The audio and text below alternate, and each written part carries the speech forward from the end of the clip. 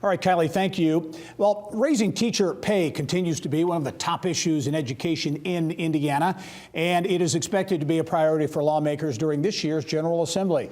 In our Eye on Education segment this week, reporter and community editor for Chalkbeat, Indiana, Shayna Cavazos is here now to discuss some of the top education issues to watch at this session of the General Assembly. And Shayna, as always, welcome to the program. Yeah, thank you so much for having me. All right, let's talk teacher pay. It's a hot button issue, gets a lot of attention, will get a lot of attention, I assume, in this session. Kind of lay it out for us and what to look for regarding teacher pay. So, the biggest question is really what kind of movement lawmakers will be able to make given the revenue that the state has available to it. And there's a lot of debate over whether there's enough to do anything considerable this year. Mm-hmm. Is, in your view, I mean, because there will be a lot of talk about this, and certainly education and teacher pay is a huge issue, where will the debate center? I know as we were talking off camera, some legislators have raised the specter of where districts are actually spending money, how much is going to the administration, how much is going to classrooms. Where's the debate going to, you think, center on this? I think that's going to be a piece of it that's been brought up repeatedly in the last kind of ramp up to session that we've seen, and there'll just be a lot of debate over where our district's actually spending money, how much do we know, and are districts kind of on board with reducing what they spend. Trimming budgets when you're already feeling like you're crunched is difficult. Yeah, the governor has said, I think a couple of times, that he feels quote unquote optimistic or feels good about being able to get money, a little extra money. Do you think that's realistic? I think it'll be really interesting to see what his budget proposal is in a couple weeks. There doesn't seem to be a lot on the table, and it's hard to know where exactly that comes from. Yeah. The issue of virtual schools, you feel as though that'll be an issue, a front burner issue, and maybe as it comes to oversight, maybe regulations around virtual schools.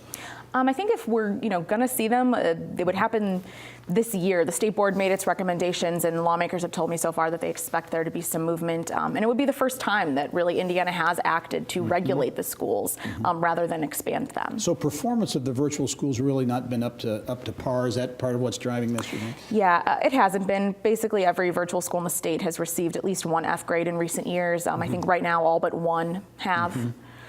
Another big issue, and certainly has been a big issue in the business community, and that's early childhood education. And I know proponents will be back at the State House hoping to get more counties involved, more seats opened up for this for pre-K education. Big issue, expensive issue. Where do you see the debate there? I think it's really going to be is there enough for pre-K? This is kind of a trend, right? Is there going to be enough? And it just doesn't seem to have kind of the fire behind it this year with lawmakers and legislative leaders as it has in years past. So I don't know that I'm super optimistic that there's going to be a big expansion of that program. All right, let's move on to the politics of education, which has made your job probably a little more interesting this past year. State School Superintendent Jennifer McCormick announced that she wouldn't seek re-election. There's been a public airing of grievances, for lack of a better term. How do you assess the politics of education and any impact that might have?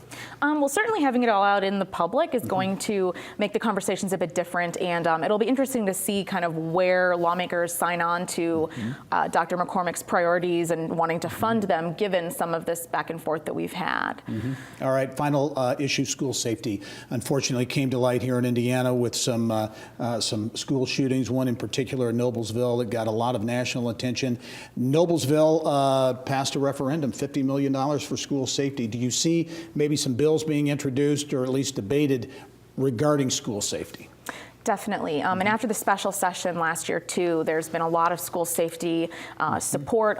People are already filing bills to address that and to give schools kind of more flexibility or availability of money to beef up their security.